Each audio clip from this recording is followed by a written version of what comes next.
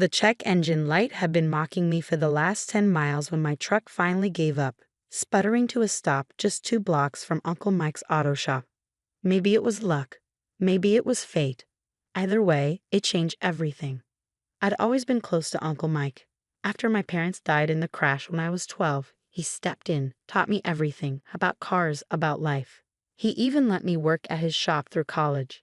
Now, at 32, I ran my own construction company, but I still brought all my vehicles to him.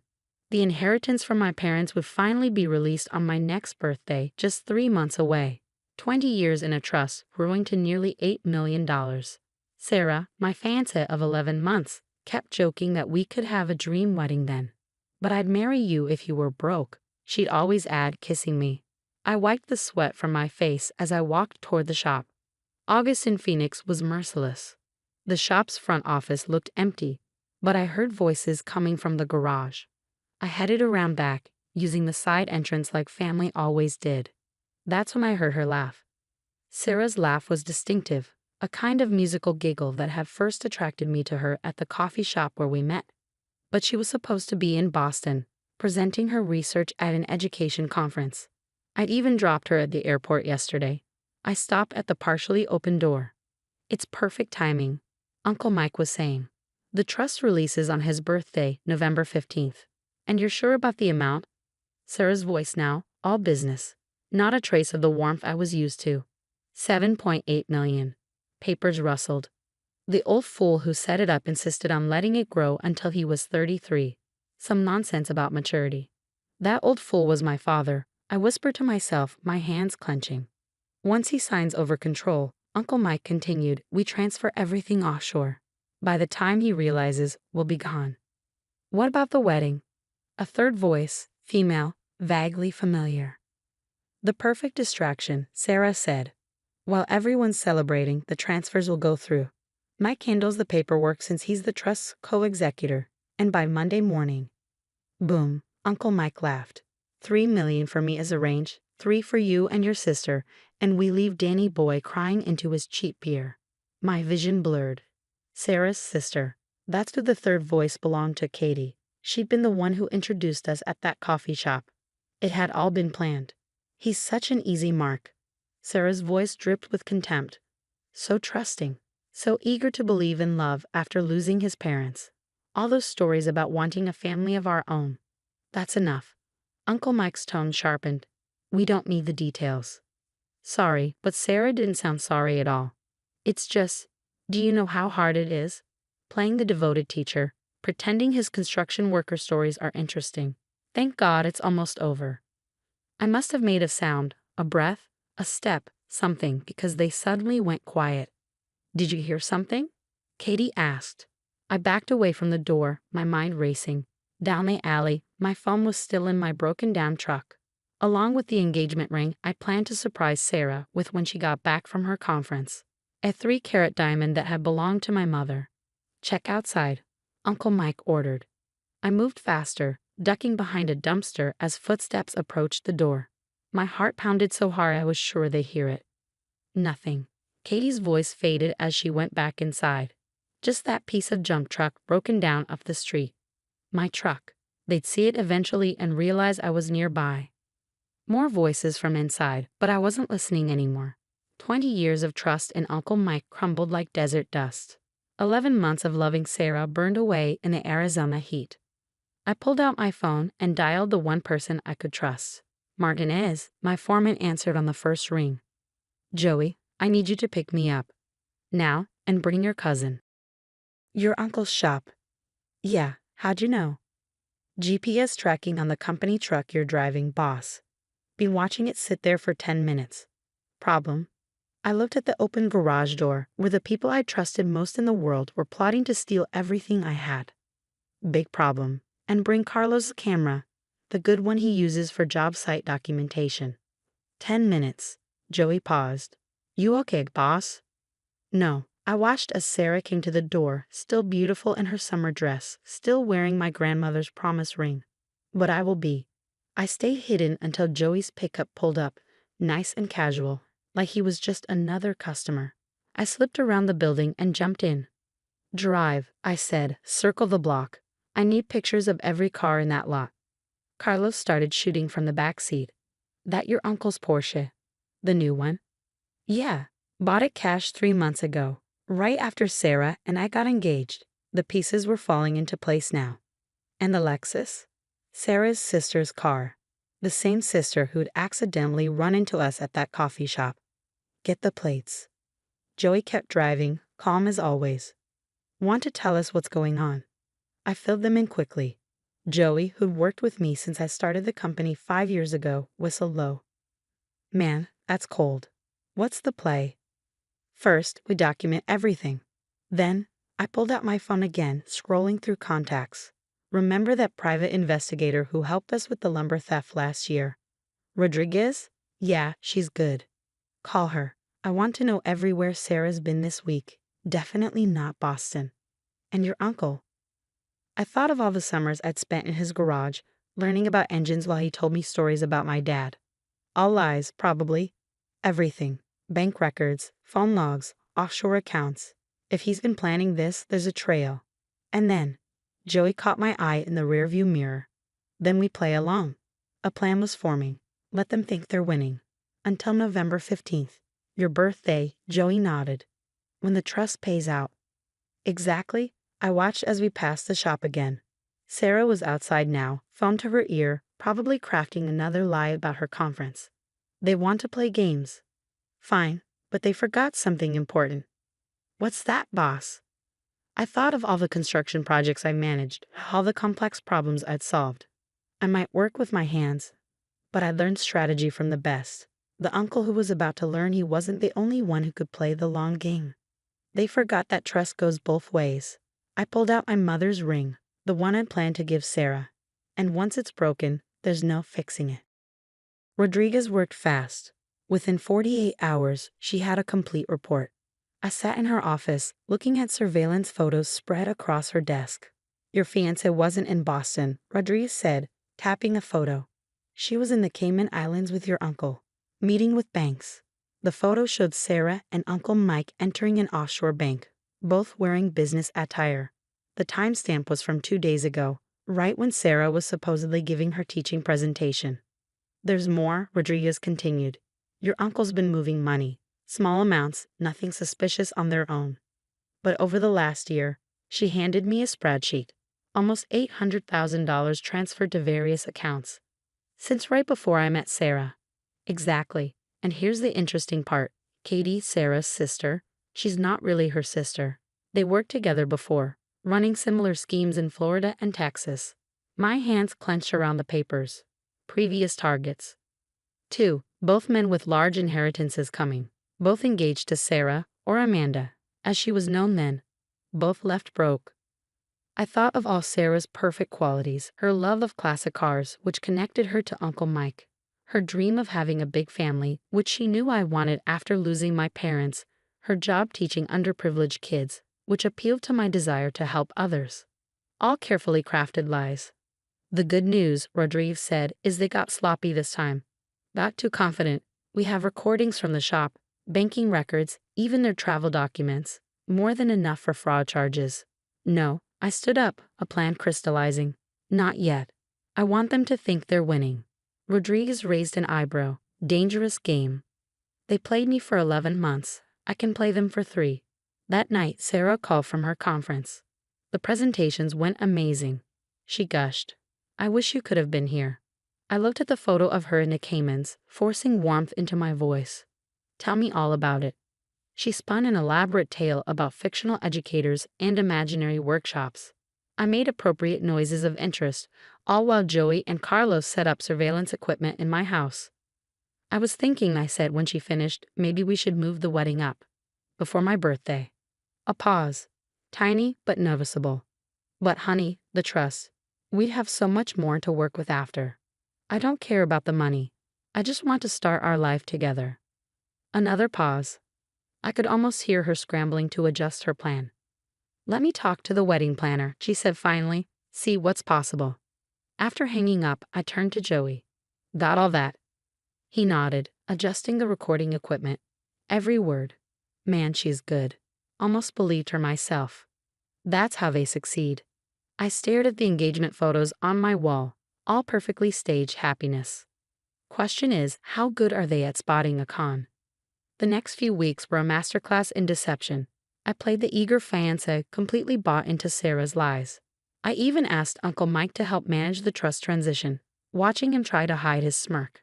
Meanwhile, Rodriguez tracked every move they made. More meetings in the Caymans, phone calls to hidden accounts, a small house purchased in Costa Rica under a false name. They're getting nervous, Rodriguez reported. Making mistakes. Your uncle sold his shop's lease yesterday. Getting ready to run. And Sarah's been checking flight schedules. Multiple destinations, all leaving the day after your birthday. I nodded, then made a call I'd been planning for weeks. Federal Banking Commission, a crisp voice answered. This is Daniel Mitchell. I'd like to report a suspected fraud scheme. The pieces were falling into place, but the hardest part was yet to come. Sarah returned from her conference full of stories and affection. Every touch, every kiss, every loving look, all fake. At night, I'd listened to the recordings Rodriguez had made. Sarah laughing with Katie about how easy I was to fool. Uncle Mike bragging about using my parents' death to manipulate me. It should have hurt more.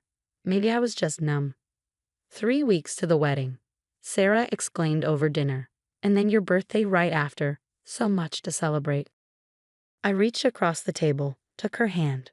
I was thinking, maybe we should put the trust in both our names. Right away, start our marriage with total honesty. Her eyes lit up, though she tried to hide it. Oh honey, we don't have to. I insist. I squeezed her hand. Uncle Mike already has the paperwork ready. Later that night, I heard her on the phone with Katie. It's happening. The idiot's practically giving us the money. Get everything ready. I sat in my dark office, listening through the surveillance equipment and smiled. Sometimes the best revenge is letting your enemies think they've won. The next morning, I met Uncle Mike at his shop. The place was already half-packed, though he claimed he was just reorganizing. About the trust, he said, trying to sound casual. I've got all the transfer papers ready. We can do it right after the wedding. Actually, I pulled out a document folder. I'd like to do it now. Get all the business stuff out of the way so we can focus on celebrating. His eyes widened slightly. Now? Unless there's a problem. No, no problem. He grabbed a pen. Just need your signature here. And here. I signed with a flourish, watching him try to contain his excitement. There, he said, tucking the papers away. All set for the transfer on your birthday. You won't regret this, Danny. Oh, I know I won't. That night, Sarah couldn't stop smiling. She even suggested we start looking at houses in the Caribbean. For our honeymoon, I asked innocently. Or maybe longer. 1 week until the wedding. 1 week until my birthday. 1 week until they learned what it really meant to trust the wrong person. I picked up my phone and dialed Rodriguez. Everything's ready, she said before I could ask. FBI's just waiting for your signal. I looked at the latest surveillance photo on my desk. Sarah, KT, and Uncle Mike celebrating in a private room at La Scala, toasting their success with expensive champagne. Let them enjoy their last few days of freedom, I said. The party's just getting started. The wedding was set for Saturday. My birthday and the trust transfer would be Monday. By Wednesday, according to the tickets Rodriguez had tracked, Sarah and her crew would be on a plane to Costa Rica. Except they wouldn't make that flight. I stood in front of the mirror, adjusting my tuxedo. The church was filled with guests, most of them real on my side, mostly fake on Sarah's. Katie had created an impressive array of hired actors to fill the bride's section. Ready, boss? Joey stood in the doorway, also in a tuxedo. My best man, the only person besides Rodriguez who knew the full plan. Born ready. I checked my watch. Everyone in position. FBI's got plainclothes agents scattered throughout. Rodriguez is running surveillance from the van, and your special guest. Arrived safely. In the back row. Dark suit, red tie. Just like you asked. I smiled. Thomas Green, Sarah's last victim from Florida, had been very interested in helping when Rodriguez contacted him, especially after we explained our plan. The wedding march began. I took my place at the altar, watching Sarah walk down the aisle. She was beautiful in white, playing her part perfectly, even had tears in her eyes. Uncle Mike sat in the front row, beaming with fake pride. He'd insisted on walking Sarah down the aisle, claiming it would mean so much to him. Really, he just wanted to keep an eye on his investment. The ceremony began. I spoke my lines, made my promises. Sarah did the same, her voice trembling with what guests would assume was emotion. I knew better. It was anticipation. If anyone knows any reason why these two should not be joined in matrimony, the priest intoned, "Speak now or forever hold your peace." "I have a reason," a voice called from the back. Sarah froze. I felt her hand tremble in mine as Thomas Green stood up. "Amanda," he said, using Sarah's old name, "I believe you're already married." To me. The church erupted in whispers. Sarah's face went white. I don't know what you're talking about," she stammered. "Really?" Thomas walked forward, pulling out papers.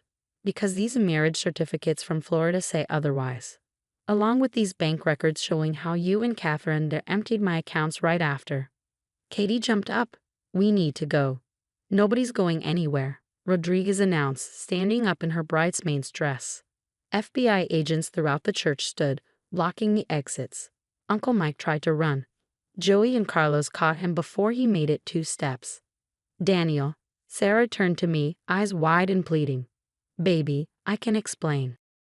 "Like you explained where you really were during your conference." I pulled out my phone and played a recording of her laughing about my dead parents. "Or maybe explain these offshore accounts you opened with my uncle." He knew. "I knew the moment I heard you in the shop that day, heard you planning to steal my inheritance, laughing about how easy it was to fool the grieving orphan." The FBI moved in, handcuffs ready. "Wait," Uncle Mike shouted. "Danny, please, I raised you." "No," I faced him coldly. "You used me, used my parents' death, their memory, all for money." Rodriguez stepped forward, badge out. "Sarah James, also known as Amanda Green, you're under arrest for fraud, conspiracy, and bigamy." "Catherine Mills, Michael Mitchell, you're under arrest for conspiracy to commit fraud and money laundering." I watched as they were led away. Sarah looked back once, mask finally cracking. "We could have been happy," she said, "if you'd just been stupid enough to trust us." "That's your mistake." I removed my bow tie. "You thought because I work with my hands, I must be stupid. Forgot that running a construction company takes brains, strategy, planning." "The trust," Uncle Mike suddenly remembered. "You signed it over." "Check those papers again." I smiled. "Really read them this time. You were so excited to get my signature, you didn't notice they were federal witness statements, detailing every part of your scheme." The guests, those who were real, were standing in shock. I turned to address them. "Sorry for the unusual entertainment. Drinks are on me at the reception," which, ironically, is being held at the federal courthouse. Later, at that courthouse, Rodriguez handed me the final report. All accounts frozen. The Costa Rica property seized. We even recovered most of the money your uncle embezzled from the shop. She paused. "The trust is safe. All 7.8 million. "Good." I took off my wedding ring. "Make sure Thomas gets back his money first, then whatever other victims they scammed." "What about you?" After all this, I thought about the past 3 months, the act I put on, the pain of facing Sarah every day, knowing she was lying. I'm good. Because today, I honored my parents' memory, protected what they left me. I handed Rodriguez the ring, and showed them that sometimes, trust isn't about having faith. It's about being smart enough to know when to lose it. Speaking of smart, Joey joined us. "What about the shop?" I pulled out my phone and showed him the deed. "Bought it at auction this morning. Figured it's time to expand the construction company. Add a repair division." "Full circle," Rodriguez noted. "Yeah." I looked at the courthouse where Sarah and her crew were being processed. Except this time, everything will be built on truth. Outside, the Arizona sun was setting, painting the sky in shades of red and gold. My parents had loved sunsets, used to say they were reminders that even the darkest days have beautiful endings. They were right. Even this day, my almost wedding, the end of a con, the break of a lifetime of trust, had its own kind of beauty. Because sometimes, the most beautiful thing of all is simply the truth. The pregnancy test results sat unopened in my purse as I pulled into Rachel's driveway. After 3 years of trying 4 failed IVF attempts and countless disappointments, I couldn't bear to look at another negative result alone. I needed my sister, the one person who'd been there through everything. I didn't recognize the silver Lexus parked in front of her house. Rachel taught second grade. None of her teacher friends drove luxury cars. But then, a lot had changed since she'd moved back from Seattle 6 months ago, right after my last failed IVF cycle. The late October wind scattered leaves across her front yard as I walked up the path. I was about to ring the doorbell when I heard voices through the partially open kitchen window. "We have to tell her." James's voice. My husband's voice. He was supposed to be at work, 3 hours away at a client meeting. "We can't." Rachel's voice cracked. "It would destroy her." I froze, my hand still raised to the doorbell. "The baby isn't hers," James said. "It's yours. The DNA test proves it." The world tilted sideways. I grabbed the porch railing to steady myself. "I never meant for this to happen." Rachel was crying now. "The clinic must have mixed up the samples somehow, used my eggs instead of hers."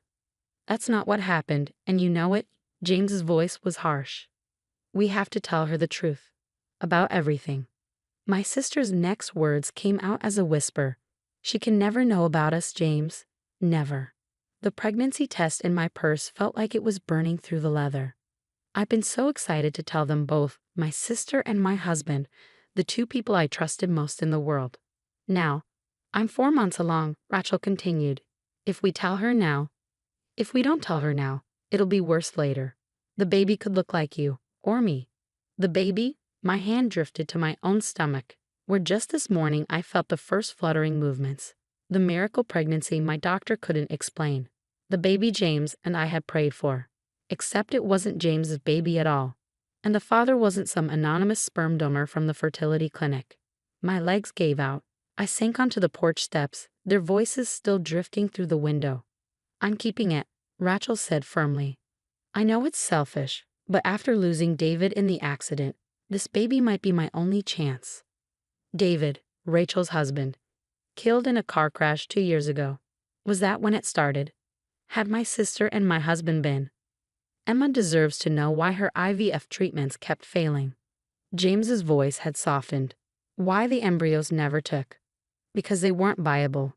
Because I requested they use my sperm with your eggs, not hers. I've been sabotaging the treatments for months. The world went silent.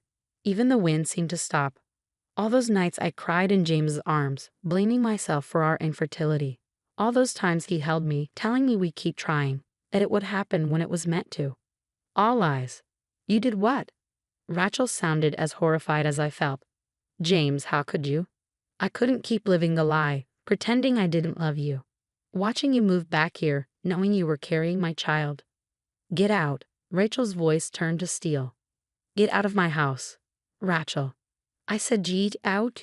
I never should have. We never should have. Oh God, Emma, my poor sister. I should have confronted them. Should have burst in and demanded answers. Instead, I pulled out my phone with trembling hands and opened my camera. Hit record. "The baby is mine," James was saying. "I have rights." Rights? You want to talk about rights after what you did to Emma, to our family? I'll tell her everything if you don't agree to. To what? Run away with you. Destroy my sister's life completely. I was weak once. Lonely after David died. But I won't do this to Emma. Not anymore. I heard footsteps approaching the front door. Somehow, I found the strength to stand and walk quickly back to my car. As I pulled away, I saw James storm out of the house, punching numbers into his phone. My phone rang seconds later. His name flashed on the screen. I let it go to voicemail. It rang again and again. Text messages started flooding in.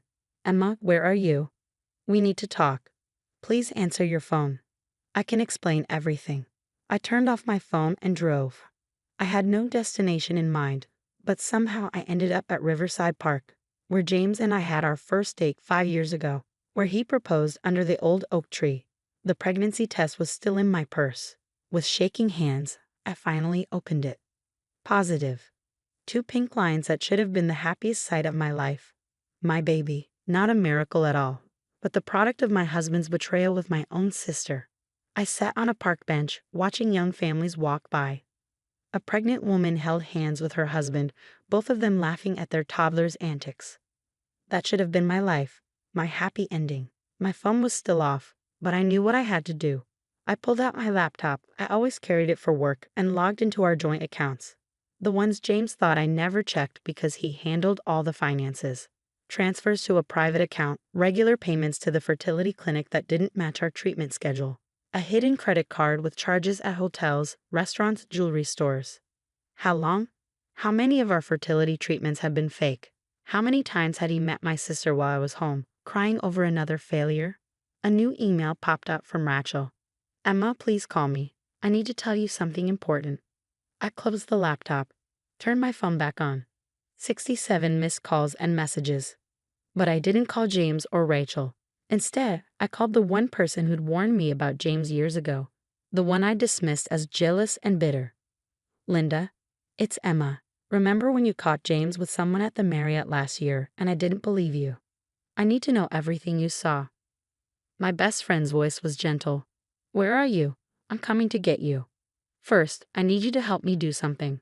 How much can you transfer between banks before it raises flags? Emma, I have recordings, evidence, but I need to move fast before he realizes I know. A pause.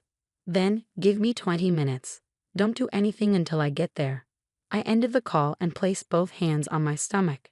My baby moved again, a flutter like butterfly wings.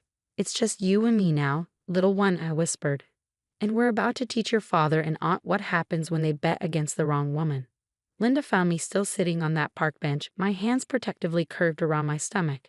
She took one look at my face and pulled me into a fierce hug. I've got my lawyer on standby, she said, settling beside me. And I still have those photos from the Marriott. I pulled out my laptop, showing her the financial records I'd found. Look at the dates of these hotel charges. Every time I had a failed treatment, he was with her. Linda's face darkened as she scrolled through the transactions. The fertility clinic payments. Double what they should have been. He was paying them to falsify records. My voice sounded hollow even to my own ears. I called the clinic. Turns out their ethics officer is very interested in potential fraud cases. Good. Linda squeezed my hand. What do you need me to do? I pulled up our joint accounts again. James thinks I'm technologically incompetent, that I don't understand banking or investments. He never changed the passwords from our anniversary date. Amateur move. He's got $3 million in liquid assets, another 5 in properties and investments. I started typing. All jointly owned. Linda watched as I began moving funds. Is this legal? In the state of New York, removing up to 50% of joint assets when filing for divorce is perfectly legal, I said, especially with evidence of fraud and infidelity.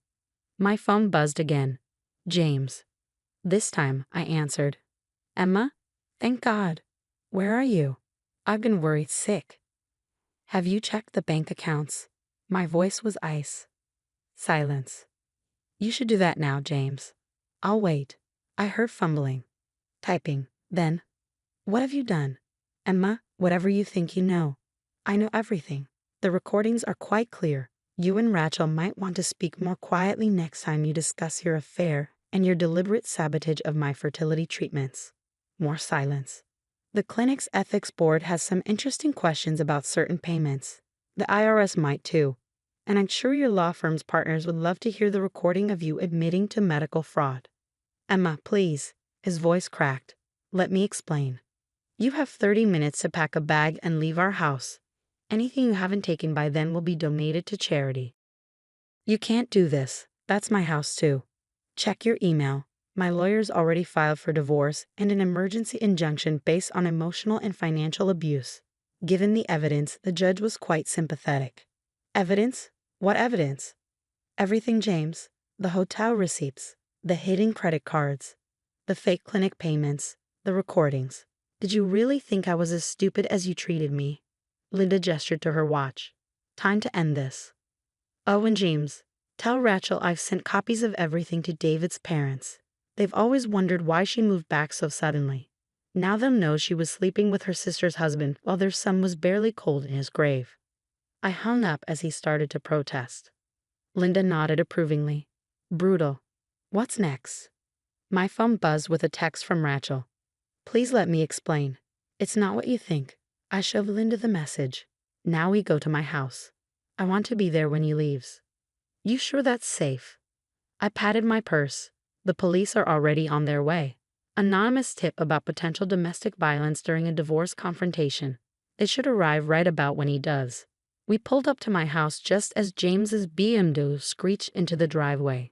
He jumped out, face red with rage. You vindictive bitch, he shouted. You think you can ruin me? Two police cars turned the corner, lights flashing. No, James, I stepped out of Linda's car, one hand on my stomach. You did that all by yourself. The officers approached cautiously. Everything okay here? I let my voice shake, tears flowing. My husband. I just told him I'm pregnant, and he threatened to make sure I'd never see the baby.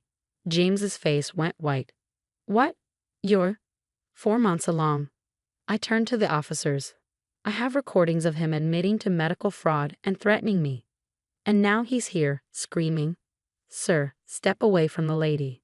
James tried to approach me anyway. Emma, wait. The officers moved between us. Sir, hands where we can see them.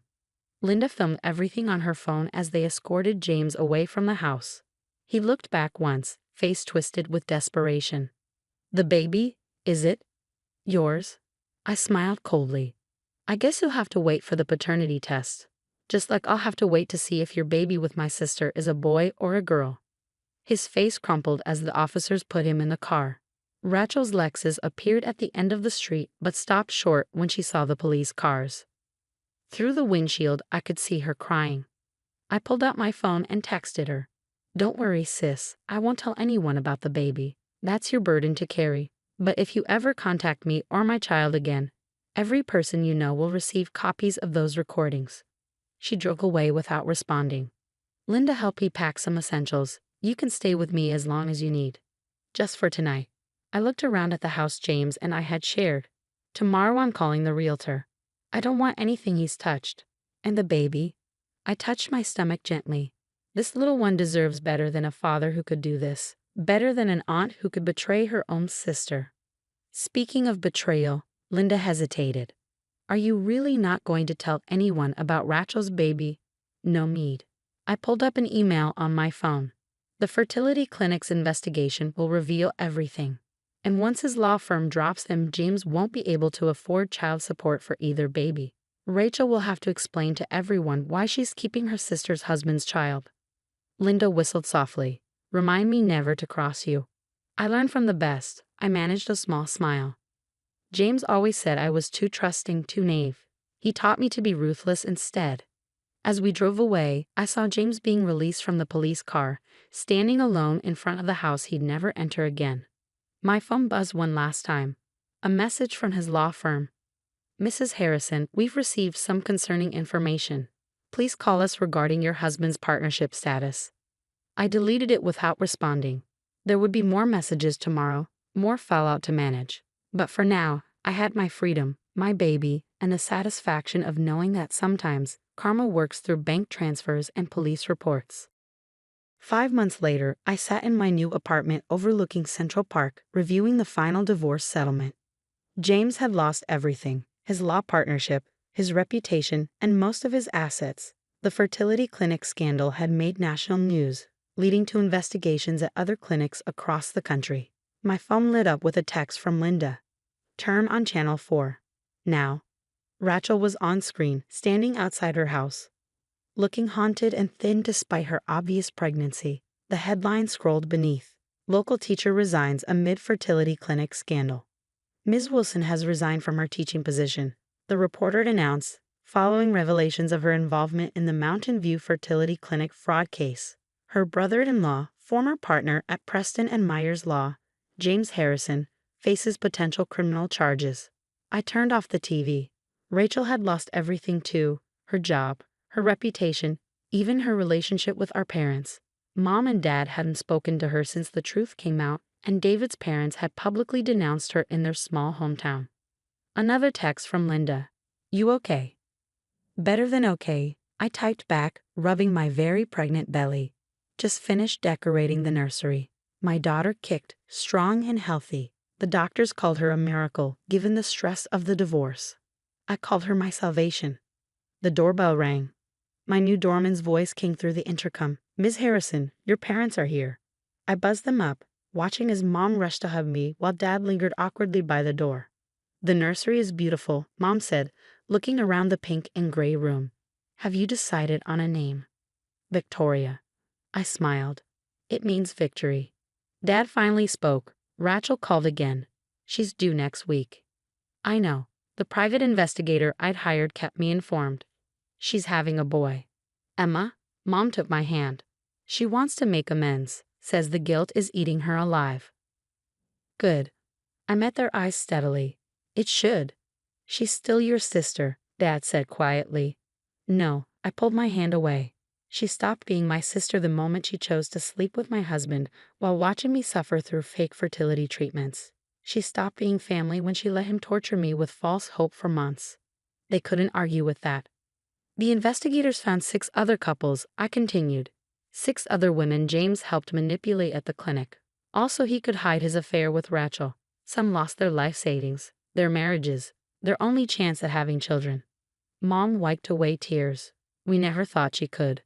Neither did I. I moved to the window, looking out at the park where I now took daily walks, rebuilding my life step by step.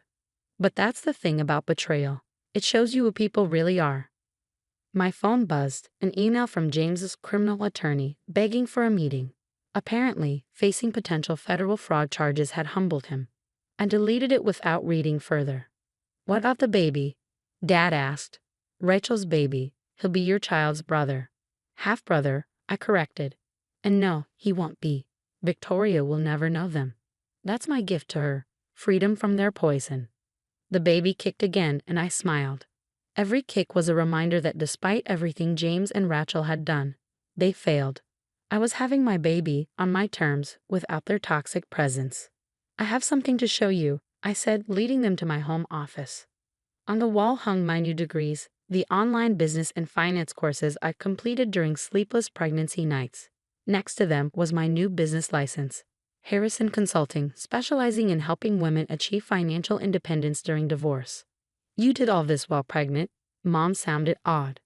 "I did it because I was pregnant." I touched my diploma. "Victoria will grow up knowing her mother is strong, independent, unbreakable." Dad cleared his throat. "James's sentencing is next month."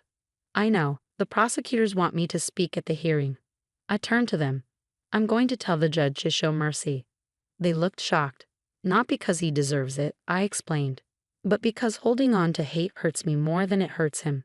Victoria deserves a mother focused on love, not revenge." Mom hugged me again, careful of my belly. "When did you get so wise?" "When I stopped letting other people write my story." After they left, I opened my laptop to finish the day's work. 3 new clients, all women leaving toxic marriages. I'd help them do what I did. Take back their power, their money, their lives. My phone buzzed one last time. "Rachel, please, the baby's coming." "I can't do this alone." I blocked her number without responding. She'd made her choices. Now she could live with them. Victoria kicked again, and I felt the future stretching out before us. Bright, clean, and free from the shadows of betrayal. In the end, James and Rachel had given me an unexpected gift. They'd shown me my own strength. "Just you and me, little one," I whispered, the same words I'd said that day in the park. But now they weren't words of despair. They were a promise. Tomorrow I would help another woman find her freedom. Next week I would welcome my daughter. And someday I would tell Victoria a story about how the worst betrayal led to the best revenge, living well, living strong, and living free. The sun set over Central Park, painting my new life in shades of gold. Sometimes I realized you'd have to lose everything to find out what you're really worth. The house had always seemed too big for just my father after Mom disappeared. 3 stories of Victorian architecture, with wraparound porches and those distinctive gables that made it look like something from a Gothic novel. When Dad announced he was giving it to us as a wedding gift, I was surprised.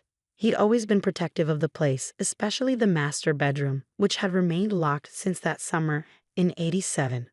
"It's time," he'd said, pressing the old brass key into my palm. "The house needs young blood. New memories." Mark was thrilled. My architect husband saw past the peeling wallpaper and creaking floors to the home's good bones. He spent our first week of marriage drafting renovation plans, excited about exposing the original hardwood and updating the ancient wiring.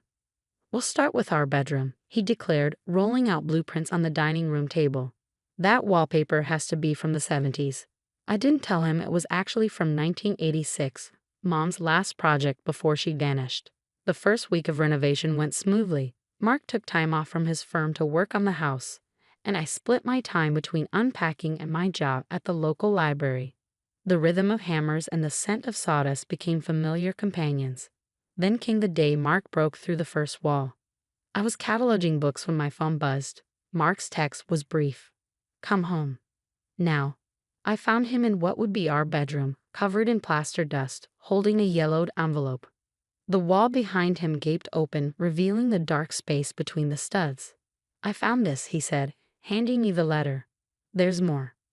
My hands trembled as I read the words written in my mother's familiar script. "Helen, if you're reading this, I'm already dead. Whatever you do, don't let them back into the house. The walls aren't hollow, they never were. I should have told you sooner, but they wouldn't let me. Your father thinks he's protecting us, but he doesn't understand what they want. What they've always wanted. There are dozens more," Mark said quietly. "All from your mother, all hidden in the walls." I sank to the floor, dust coating my work clothes. "What else do they say?" Mark sat beside me, pulling out more envelopes. "They're dated. This one's from May 1987, 3 months before she left." I opened it carefully. "They're getting stronger. I hear them at night, scratching, moving between the walls like shadows with teeth. Your father says I'm imagining things, that the medication will help. But the pills just make it harder to stay awake. And we have to stay awake, Helen. They hunt in our dreams." "This has to be some kind of joke," Mark said, but his voice lacked conviction. "Maybe she was sick. You said she had depression." "That's what Dad told everyone." I stood up, moving to the open wall. "After she disappeared, he had her committed. Said she had a breakdown, gone to a facility upstate. But there was never any paperwork. No records." Mark joined me at the wall, shining his phone's flashlight into the gap. The beam caught something that glinted dully. "There's something else in there." He reached in, grunting with effort, and pulled out a small tin box, the kind Mom used to keep her jewelry in. Inside was a key I'd never seen before, heavy and ornate, and another note. The basement door. The real one, behind the shelves. They came from there first, scratching their way up through the house like rats in the walls. "But they're not rats, Helen. They were never rats." "What basement door?" Mark asked. "I've only seen the one to the coal cellar." My throat went dry. Mom used to talk about another door. Dad said she was confused, that the house just had the one basement. He kept it locked after she left. Mark was already heading downstairs, contractor instincts taking over. Houses this old often had multiple cellar entrances, for delivery, storage, or other things, I whispered, following him. The basement door, the only one we knew, was locked as always. But Mark had removed the shelving unit along the far wall during his initial inspection, revealing bare stone foundation. Except it wasn't all stone. "There," he said, running his hands along the wall. "This section's different. Newer brick, made the early 1900s. And look." His fingers found a seam, barely visible in the dim light. A doorway, bricked over and plastered to match the foundation. I held up the key from the tin. "Think this is what she meant?" "Only one way to find out." Mark grabbed his sledgehammer from his tools. "Stand back." The brick gave way easily, too easily, like it had been waiting for us. Behind it was a door of dark, stained wood, with a keyhole that matched our key perfectly. "We don't have to do this," Mark said softly. "We can brick it back up, sell the house." I thought of Mom's letters, of all the nights I'd heard her pacing, talking about scratching in the walls, of Dad's insistence that she was sick, imagining things. "No," I put the key in the lock. "I need to know." The door opened with a sound like a sigh. Beyond it, stairs led down into darkness. The beam of Mark's flashlight showed rough stone walls slick with moisture, descending deeper than any normal basement should go. And from below, so faint we might have imagined it, came a sound. Scratching. "Helen." Mark's voice was tight. "We should call someone. The police, or—" "The police who helped Dad cover up Mom's disappearance." I took the first step down. No, whatever's down there, whatever she was trying to tell me, I have to know. The stairs seemed to go down forever. The air grew colder, heavier with each step. Our flashlight beams caught movement at the edges of darkness, or maybe it was just shadows playing tricks. Then we reached the bottom, and the beams fell on the far wall. More letters. Hundreds of them, pinned to the stone like wallpaper. All in Mom's handwriting, all dated after her supposed disappearance. The most recent was from last month. Oh God, I breathed, reading the first lines. She's alive, she's been down here the whole time. And from the darkness behind the forest of letters came a voice I hadn't heard in 35 years. Helen, is that you? Mom. My voice cracked as the flashlight beam searched the darkness. She emerged from behind a stone pillar, thin and pale as paper, but unmistakably my mother. Her hair had gone completely white, but her eyes, my eyes, were the same deep brown I remembered. You shouldn't have come, she whispered, glancing nervously at the shadows. It's not safe. They'll know you're here. Mark moved closer to me, his flashlight revealing more of the chamber. It was vast, far larger than the house's foundation above. The walls weren't just covered in letters, there were drawings too. Hundreds of them, depicting things that made my stomach turn. Mrs. Anderson, Mark started, but Mom cut him off. Quiet, she pressed a finger to her lips. They hear everything. The walls have ears. Literally. I took a step toward her, but she backed away. Mom, what happened? Dad said you were sick, that you left. She laughed, a hollow sound that echoed off the stone. Left? No, Helen. I tried to leave, many times. But they wouldn't let me. Your father wouldn't let me. Dad, he did this. He made a deal. She moved to one of the walls, touching a letter dated 1962. His father made it first when they built this house. A bargain with them. Success, wealth, power, all for a price. Mark's flashlight caught something moving in the corner. When we turned to look, there was nothing there. What price? I asked, though part of me didn't want to know. A guardian, Mom said. Someone to stay down here. To feed them, talk to them. Keep them company, she smiled sadly. Your grandmother did it first. Then, when she died, your father needed someone else. That's when he met me. The scratching sound was getting louder, coming from inside the walls. He didn't tell me at first, Mom continued. Not until after we were married. Not until I was pregnant with you. Then they wanted me. Said a child wasn't part of the deal. Jesus, Mark breathed. The whole house is alive, Mom finished. Or something like it. They live in the walls between worlds. Your father's family has been their caretaker for generations. Their prison guards. Their food supply. My head was spinning. But why didn't you tell anyone? Get help. I tried. She pointed to another letter. Called the police. They came, looked around, found nothing. Your father told them I was having delusions. Showed them prescriptions I'd never taken. And then? A sound like nails on wood came from the stairs behind us. He's coming, Mom whispered. He always knows when someone's down here. Helen? Dad's voice called from above. Are you down there, sweetheart? Mark grabbed my arm. We need to go. Now? No, Mom clutched my hand. You don't understand. They won't let you leave. Not now that you know. They'll need a new guardian soon. I'm getting too old. Heavy footsteps on the stairs. Dad's voice getting closer. There you are. He stepped into the beam of our flashlights, looking exactly as he had that morning when he gave us the house. But his smile was different now, stretched too wide, too many teeth. I see you found your mother, and the family business. You're insane, Mark said, pulling me back. We're calling the police. Dad laughed, like Helen's mother did. Go ahead. The chief is an old friend, just like the judge, just like everyone else who matters in this town. He spread his arms. How do you think we afforded this house? My law practice? Your college education. Everything has a price, Helen. The scratching was all around us now. In the walls, the ceiling, the floor. They're hungry, Mom whispered. They're always hungry. It's not so bad, Dad said, stepping closer. Your mother makes it sound worse than it is. They just want company. Conversation. A little attention. His smile widened further. And now they want you, Helen. They've always wanted you. Like hell, Mark moved between us. We're leaving. Now. No one's leaving. Dad's voice changed, becoming deeper, resonant. The house is chosen, just like it chose your mother, Helen. Just like it chose your grandmother. The shadows behind him were moving, taking shapes that hurt my eyes to look at. Run. Mom suddenly shoved us toward a darker corner of the chamber. The servants' tunnel.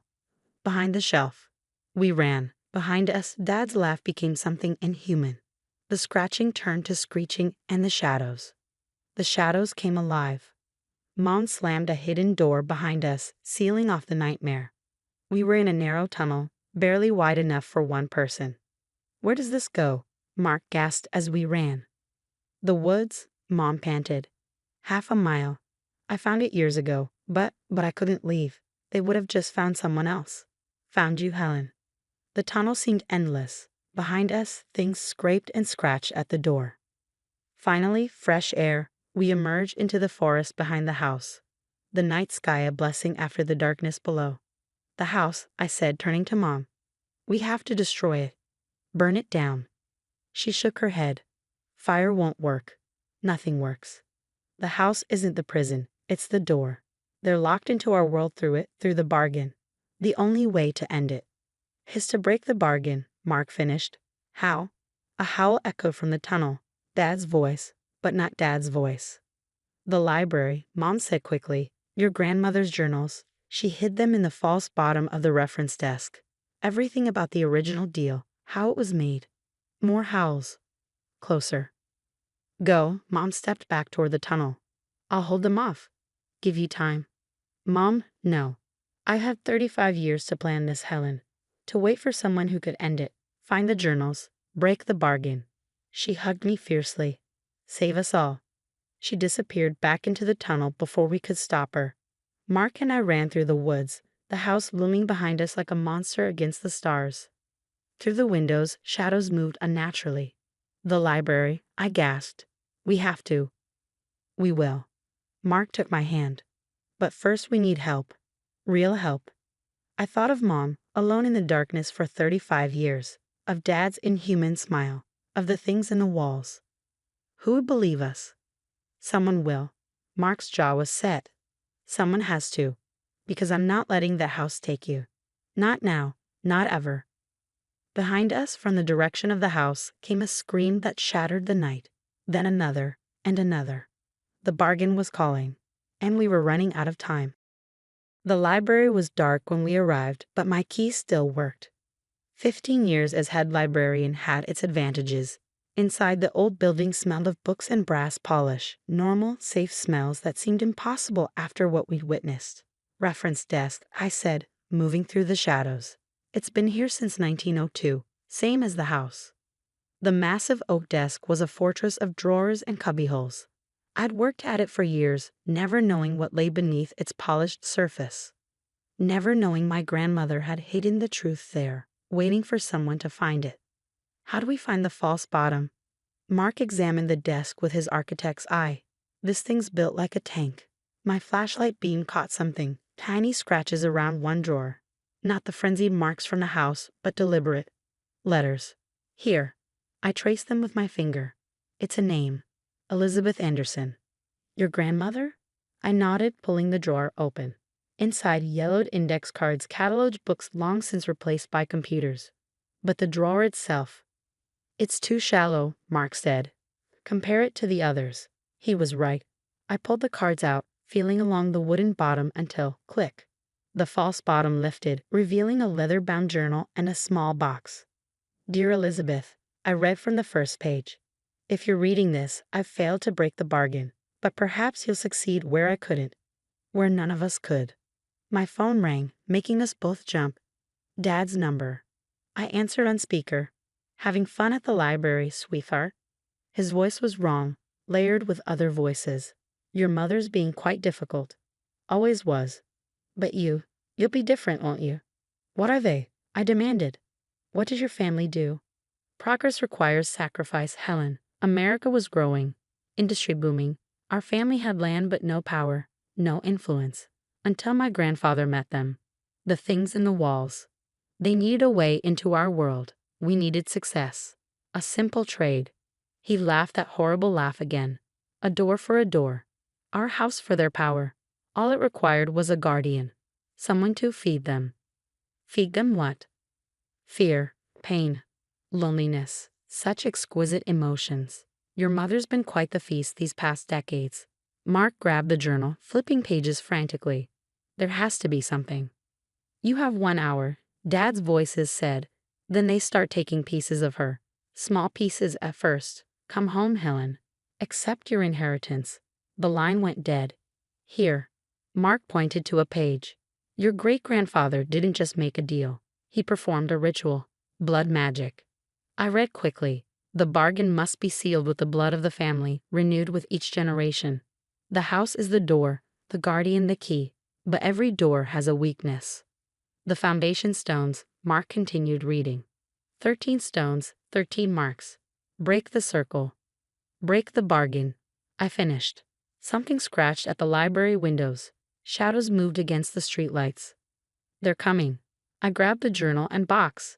We need weapons, something to break stone. Mark was already moving. Hardware store, 3 blocks, then the house. We ran through empty streets, the shadows following. The hardware store's alarm blared as Mark broke the glass. But we didn't care. Sledgehammers, chisels, crowbars, anything that might break through stone.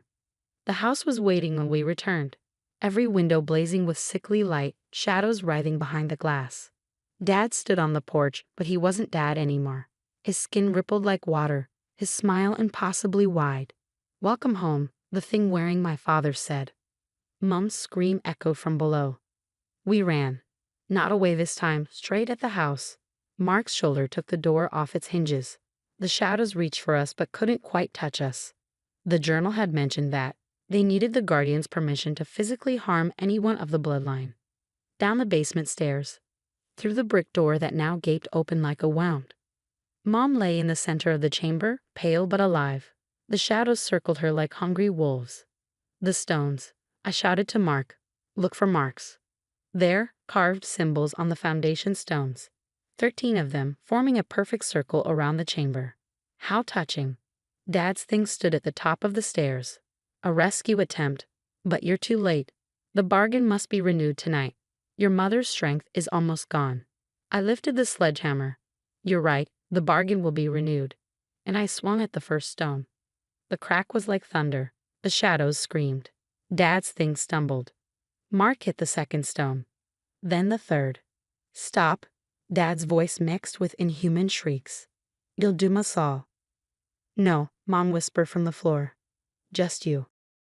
I helped her up as Mark broke the 7th stone, then the 8th. The shadows were going crazy, swirling like a tornado of darkness. Dad's thing charged down the stairs, its form shifting grotesquely, but with each broken stone, it moved slower. 11, 12. Helen, it begged with my father's voice.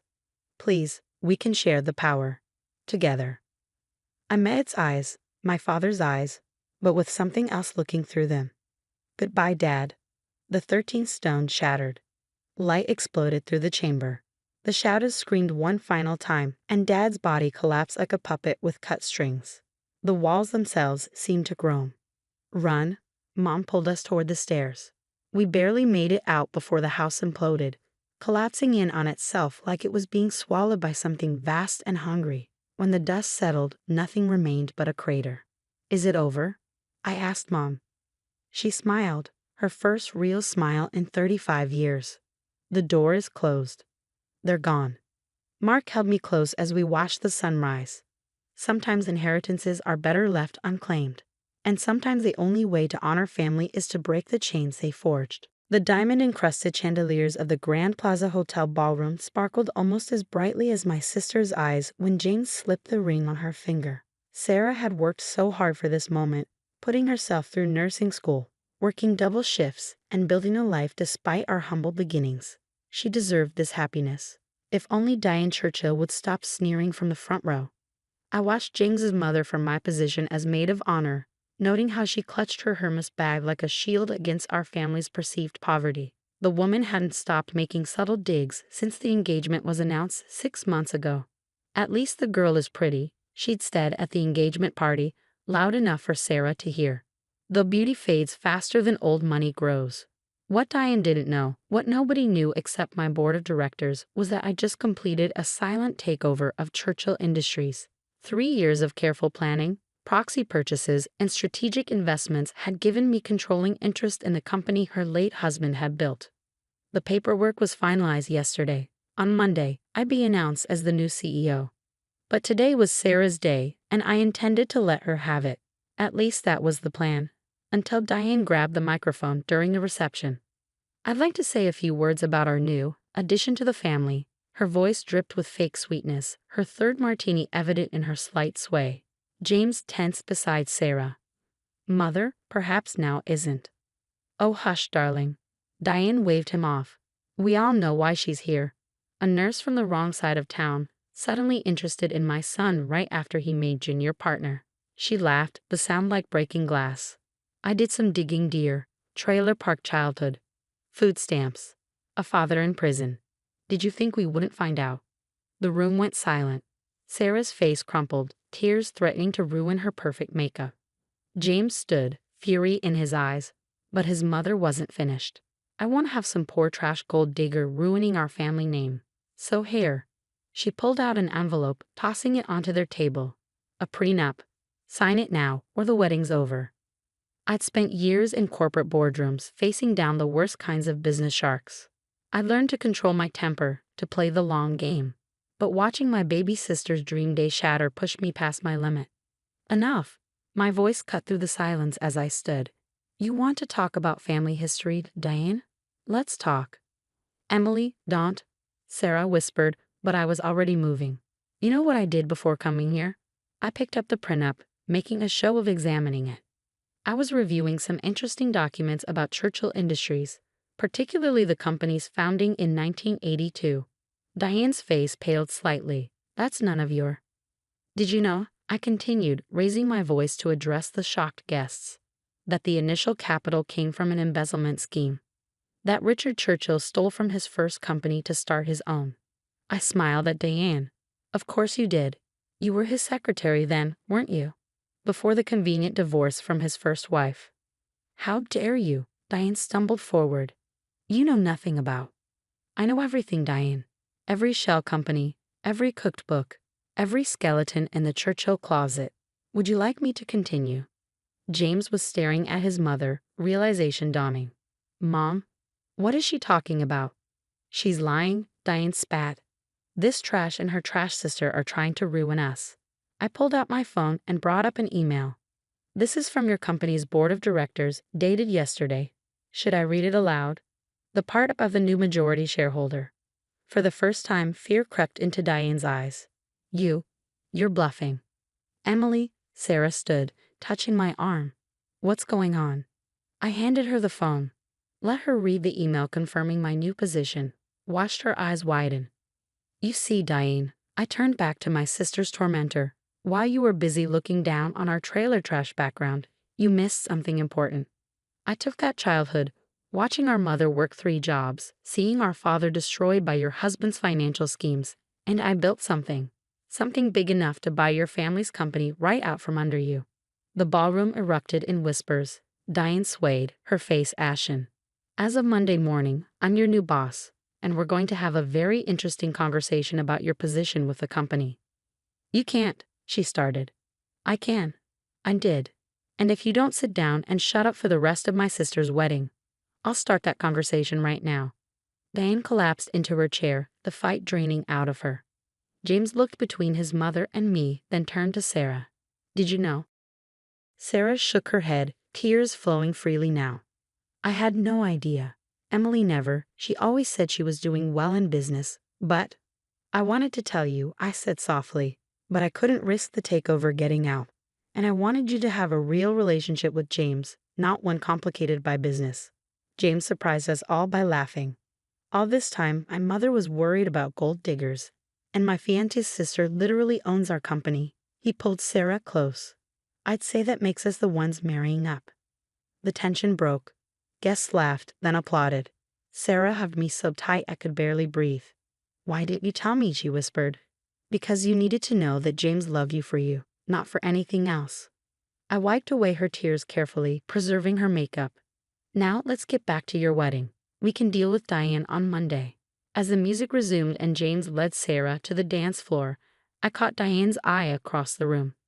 She sat alone now, her social circle having quickly discovered urgent reasons to be elsewhere. I walked over and sat beside her. Monday morning, 9 a.m. sharp, I said quietly, "We'll discuss your retirement package. It can be generous and quiet, or it can be public and messy. Your choice." "You planned this," she hissed. "All of it." "No, Diane, you did this. Every time you looked down on us, every time you made Sarah feel small, you taught me exactly what kind of person you were." I stood up, "And now you've learned what kind of person I am." I left her there and joined the celebration, watching my sister dance with her new husband. She was radiant, her happiness no longer dimmed by Diane's presence. Sometimes the best revenge isn't just succeeding, it's succeeding so completely that you can protect the people you love. And on Monday, I had a company to run. Monday morning arrived with a flurry of press releases and panicked calls from Churchill Industries board members. I sat in what used to be Richard Churchill's office, now stripped of its hunting trophies and pretentious oil paintings, watching Diane pace in front of my desk. "You can't do this," she repeated for the 5th time. "This company is our legacy." "Was your legacy," I corrected, opening a thick folder. "Now, about those irregularities in the charitable foundation you've been managing." The door burst open. James strode in, still in his honeymoon suit, looking like he'd come straight from the airport. Sarah followed, concern etched on her face. "James," Diane turned to her son. "What are you doing here? You're supposed to be in Bali." "Funny thing about honeymoons," he said, loosening his tie. "They're less relaxing when you discover your entire family fortune is built on fraud." I hadn't expected them back so soon. "Sarah, I told you to enjoy your honeymoon. I can handle this."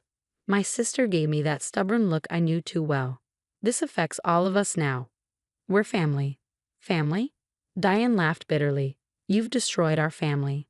"No, Mother," James cut in. "You did that. I spent all night reviewing the documents Emily sent me. The fake charities? The offshore accounts? Did you really think I wouldn't find out eventually?" I pulled out another document. "Your son is now head of legal affairs, Diane. A position he's actually qualified for, unlike the people you've been appointing." "You're taking her side?" Diane collapsed into a chair. "After everything I've done for you." "Done for me." James slammed his hands on my desk. "You've been stealing from children's charities. The foundation was supposed to help families like Sarah's, families struggling to make ends meet. Instead, you've been funneling money into your private accounts for years." Sarah moved to her husband's side, calming him with a touch. I'd seen their dynamic over the past year, her quiet strength balancing his passionate intensity. They were good for each other. "Here's what's going to happen," I said, pushing a contract across the desk. "You'll resign as foundation director, return the embezzled funds, and sign an NDA. In return, we won't press charges, and you'll get a generous retirement package." "And if I refuse?" I smiled. "Then I release everything to the SEC.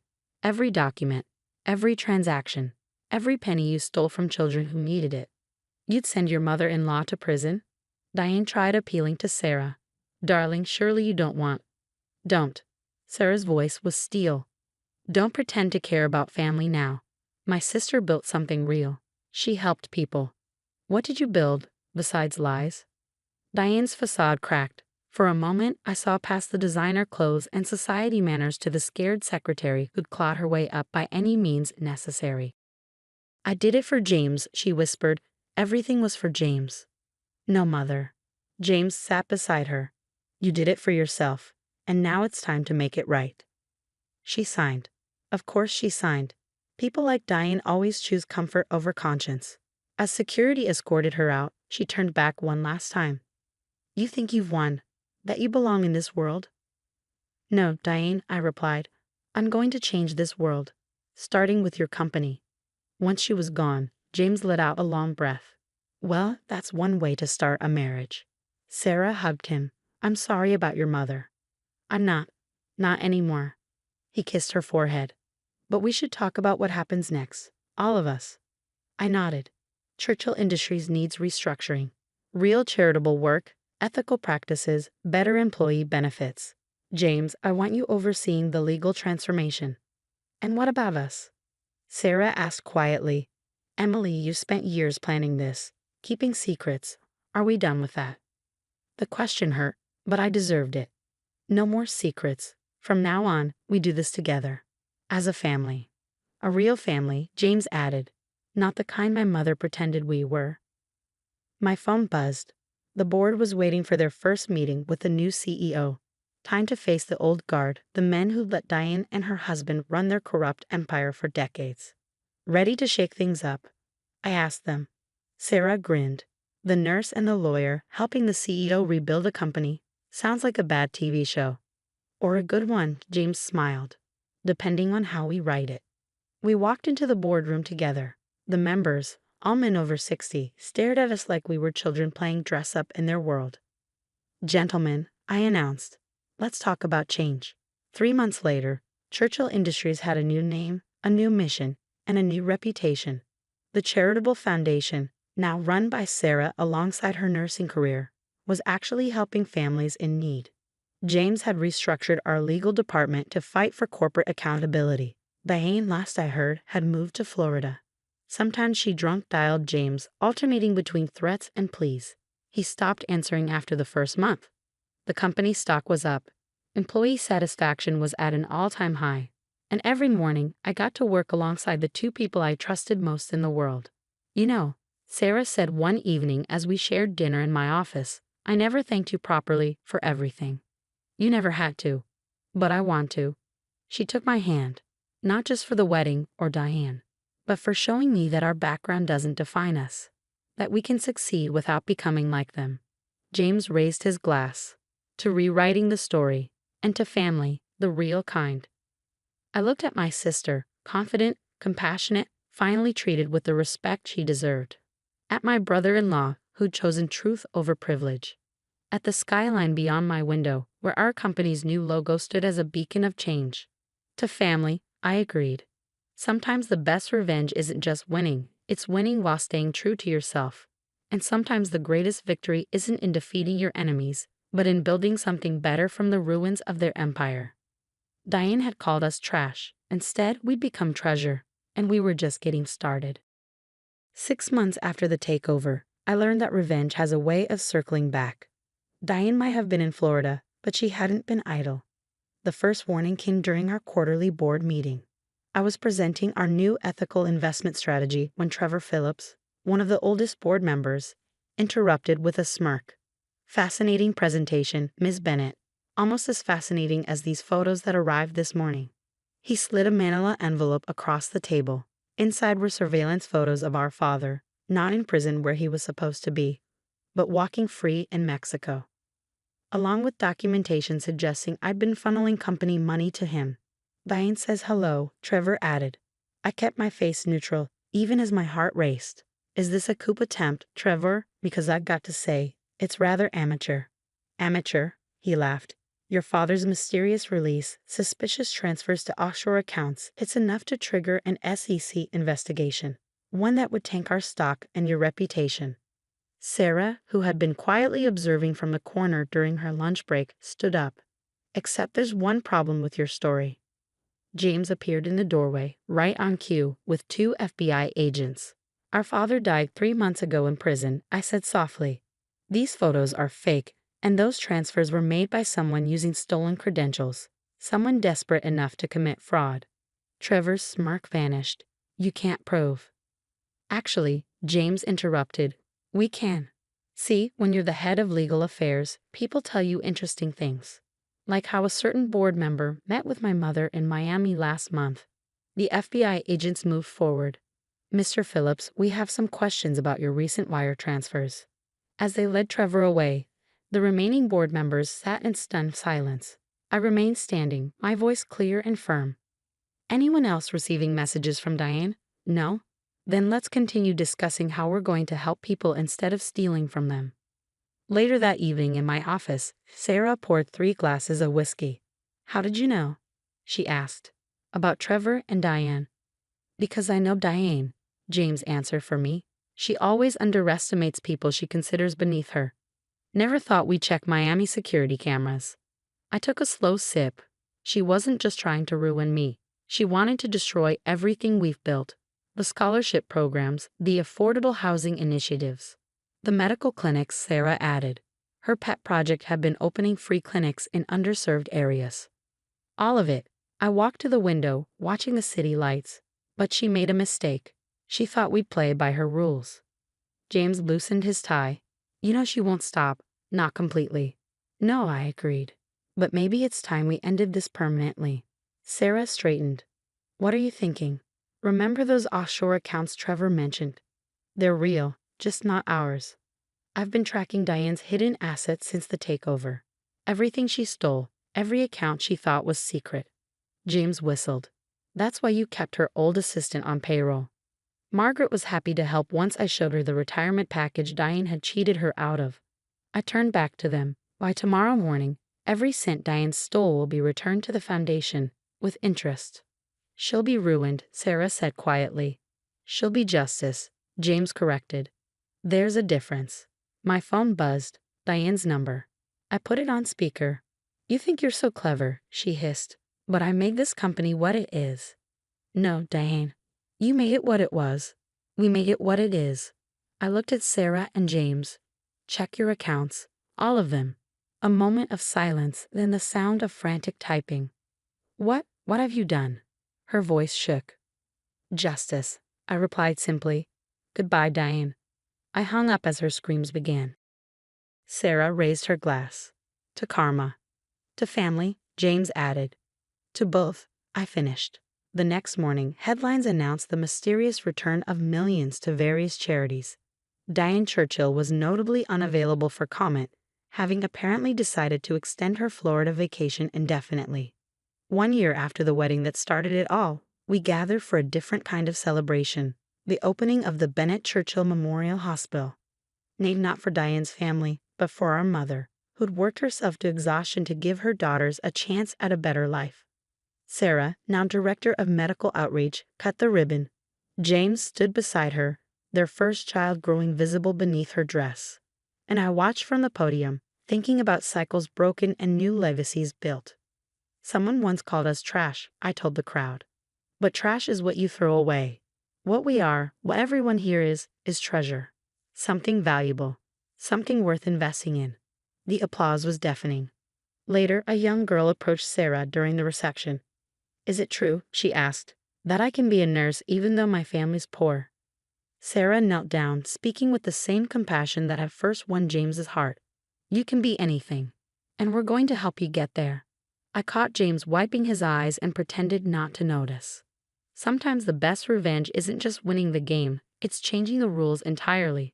And sometimes the greatest victory isn't in destroying your enemies, but in building something so beautiful that their hatred becomes irrelevant. We'd done both.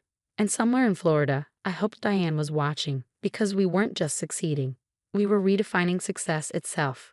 Not bad for a couple of kids from the wrong side of town. I stood in front of Ashworth Memorial Hospital, the morning sun glinting off the building's windows.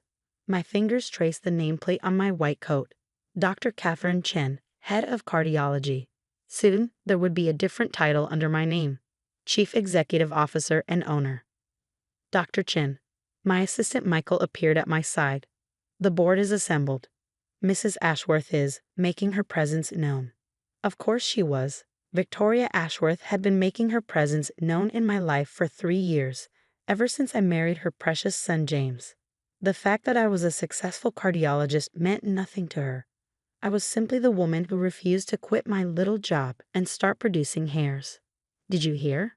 Victoria's voice carried down the hospital corridor as I approached the boardroom. Catherine missed another family dinner last night. James was devastated.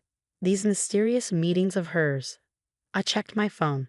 3 missed calls from James, no doubt after another of his mother's poisonous whispers. Last week, she convinced him I was having an affair with the anonymous investor who'd been buying up hospital shares. If only they knew. I pushed open the boardroom doors.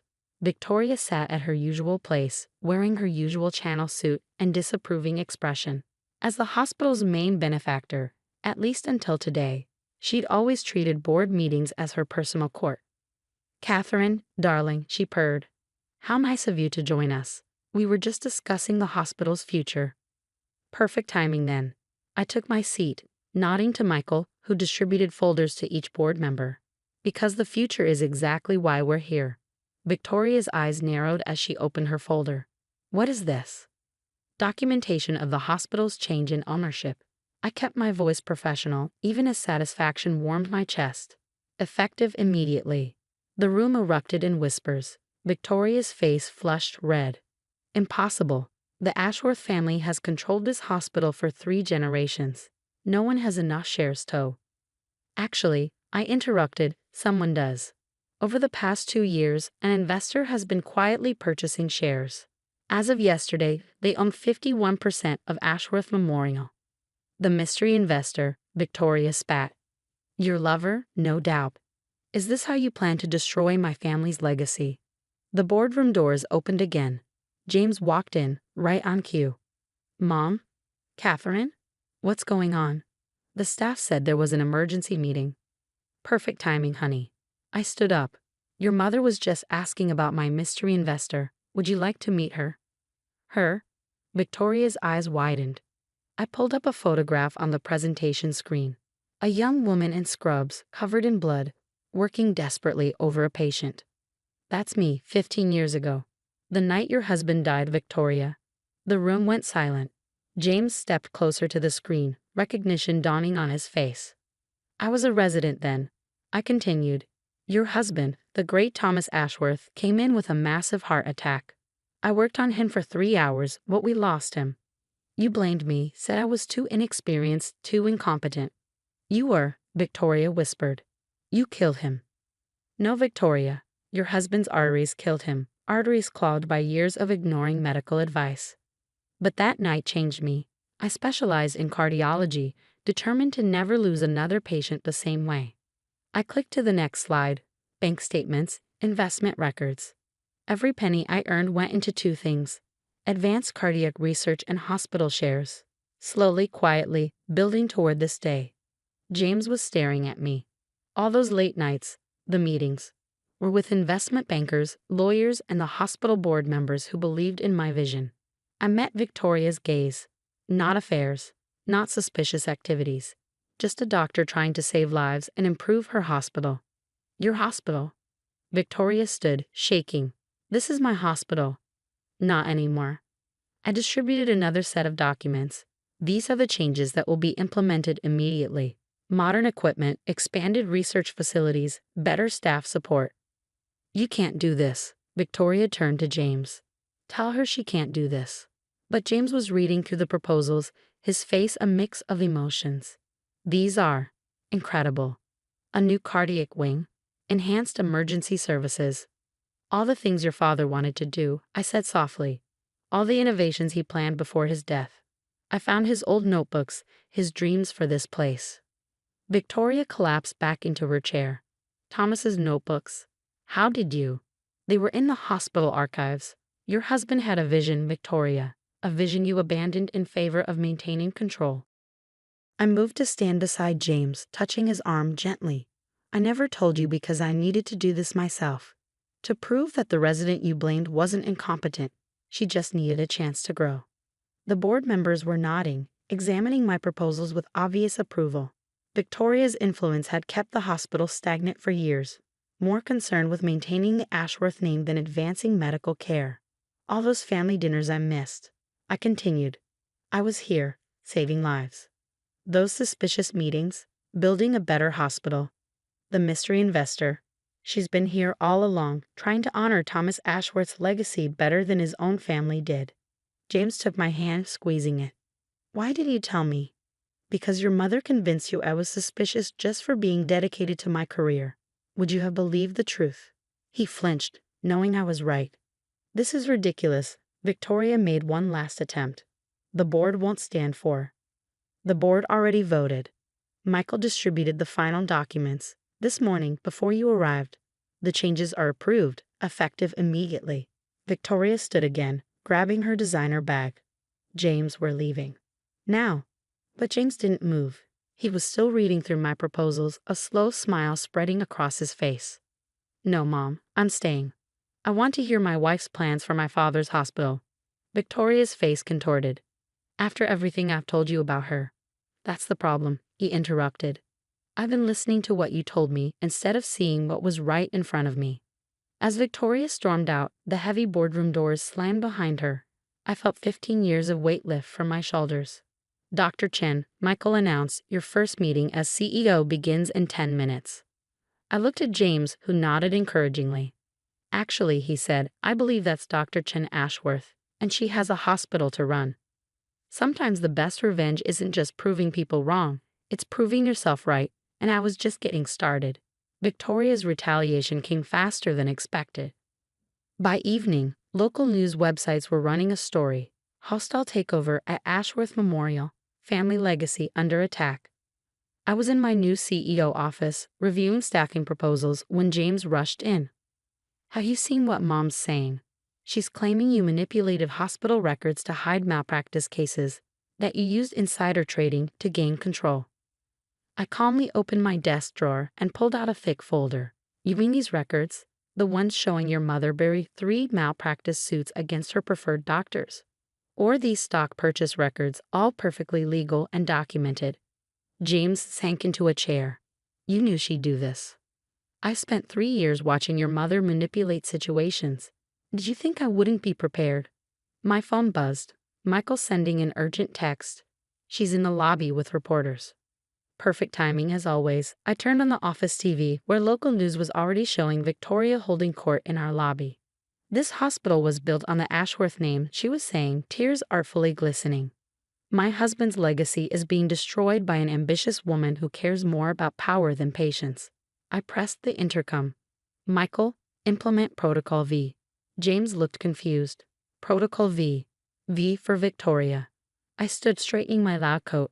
Want to see what your father's legacy really looks like? We took the elevator to the lobby, where Victoria was still performing for the cameras. The reporters turned as we approached, but I walked past them to a covered wall. Mrs. Ashworth claims this hospital was built on her family's name. I addressed the cameras. She's right, but not in the way she thinks. I nodded to Michael, who pulled the cord. The covering fell, revealing a wall of photographs. Hundreds of them, each showing a patient with their doctor. These are the lives saved at Ashworth Memorial, I continued, including, I pointed to one photo in particular. This one.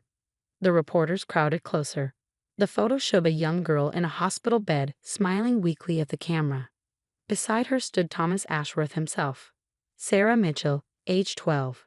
The patient who inspired Thomas Ashworth to build this hospital's first dedicated pediatric ward, against his wife's objections that it wasn't profitable enough.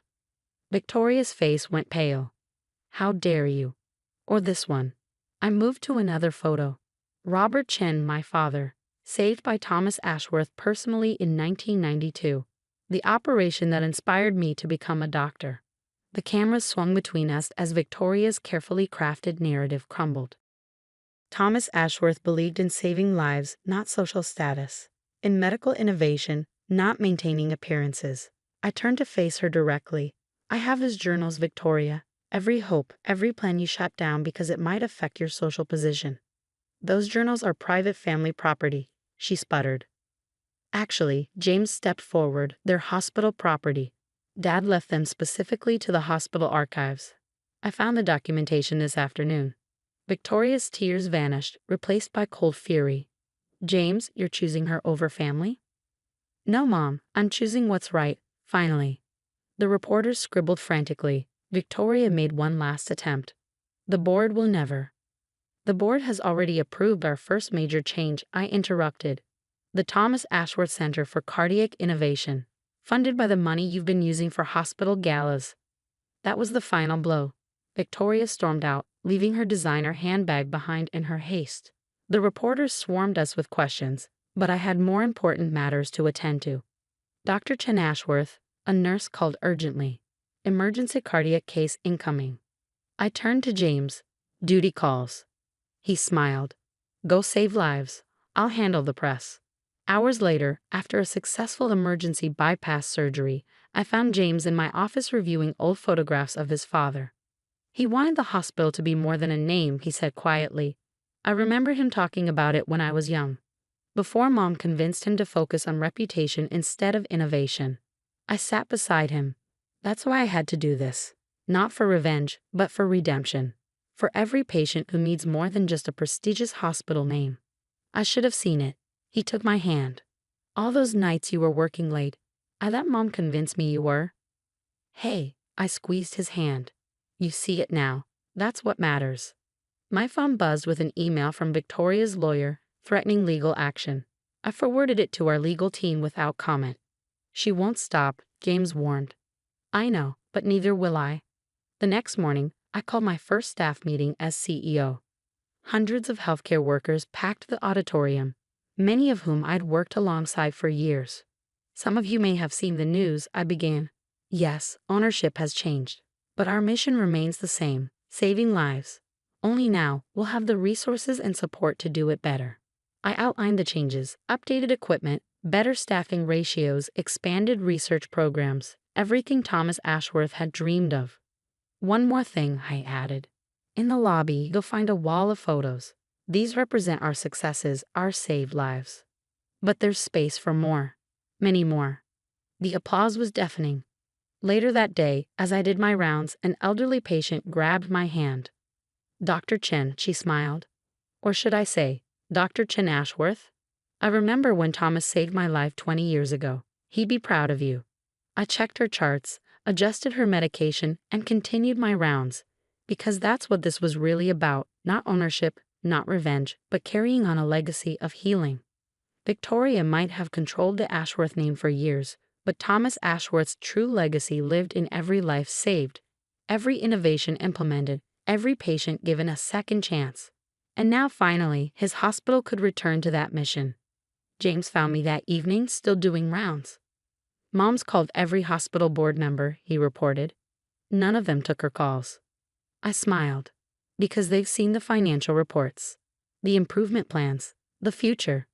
Speaking of future, he hesitated. About those grandchildren Mom's been demanding. Let me guess, she's been calling about that too. Yes, but I was thinking, maybe once the new cardiac wing is running. I kissed him quickly, one legacy at a time, honey, one legacy at a time. 1 year after taking control of Ashworth Memorial, I stood in the newly completed Thomas Ashworth Cardiac Research Center, watching as our team performed groundbreaking minimally invasive heart surgery. The procedure we developed had already saved hundreds of lives. Dr. Chen Ashworth. Michael appeared at my side. She's here. I didn't need to ask who. Victoria had been surprisingly quiet for the past year, especially after her attempts to challenge my ownership had failed spectacularly. But now, on the anniversary of her husband's death, she'd requested a meeting. I found her in my office, looking older and less polished than I remembered. The channel suit was gone, replaced by simple business attire. Catherine, she said softly. The hospital. It's amazing. Not quite what I'd expected. Thomas would have loved it, she continued, touching a framed photo on my wall. Her husband in his prime, speaking at a medical conference. Everything you've done, it's what he wanted. I sat down, gesturing for her to do the same. Why are you here, Victoria? She pulled out an old leather notebook.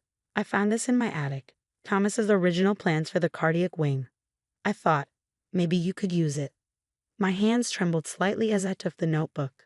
More of Thomas Ashworth's vision, his dreams for the hospital. I was wrong, Victoria said, her voice breaking. About everything. About you. Why the change of heart? I had surgery last month. At Mount Sinai. She touched her chest. Heart problems, like Thomas. The doctor there. She trained under you. Used your procedure. She saved my life. Irony had a way of coming full circle. The doctor said something interesting. Victoria continued. She said she chose cardiology because of a speech you gave about a patient you lost early in your career.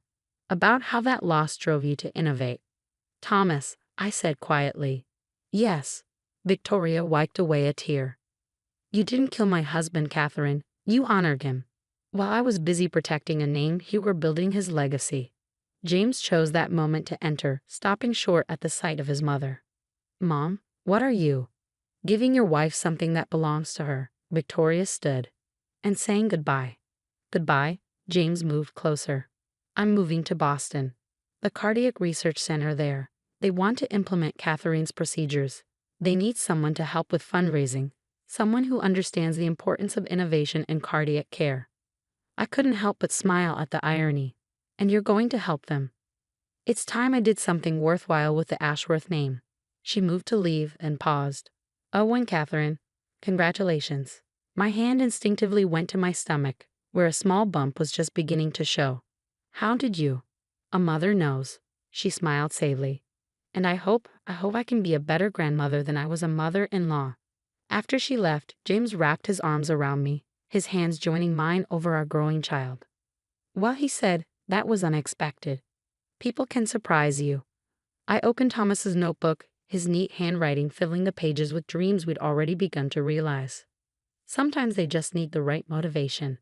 Speaking of surprises, James grinned. Should we tell her she's having 2 grandchildren instead of 1? I laughed. Let's save something for her next visit. Later that evening, as we walked through the hospital corridors, I saw our reflection in the window. James, me, the subtle curve of my belly carrying twins. Behind us, the hospital hummed with life, with innovation, with purpose. My phone buzzed with a text from Victoria. Thomas would be proud. Of both of us. I typed back, he would. Thank you for the notebook. Sometimes revenge isn't about destroying your enemies. Sometimes it's about building something so magnificent that they have no choice but to recognize their own mistakes. The next morning, I had another surgery scheduled. As I scrubbed in, I caught sight of my nameplate.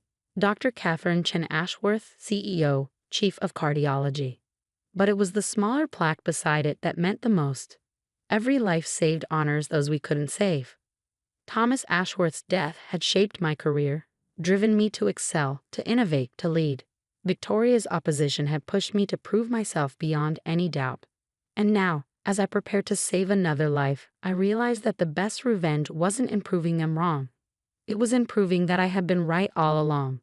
Right to pursue my career, right to believe in my abilities, right to trust that excellence would speak louder than accusations.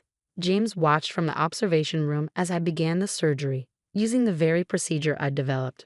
Victoria's words echoed in my mind. Thomas would be proud. Yes, I thought he would be. Not because I'd taken his name or his hospital, but because I'd taken his dream and made it bigger than anyone had imagined. Sometimes the happiest endings come not from defeating our opponents, but from transforming them into allies. And sometimes the greatest victory isn't in winning the battle, but in changing the very ground on which it was fought. As I made the first incision, I smiled behind my surgical mask. Another life to save, another innovation to perfect, another day to prove that success is the sweetest revenge of all. And somewhere, I like to think, Thomas Ashworth was smiling too.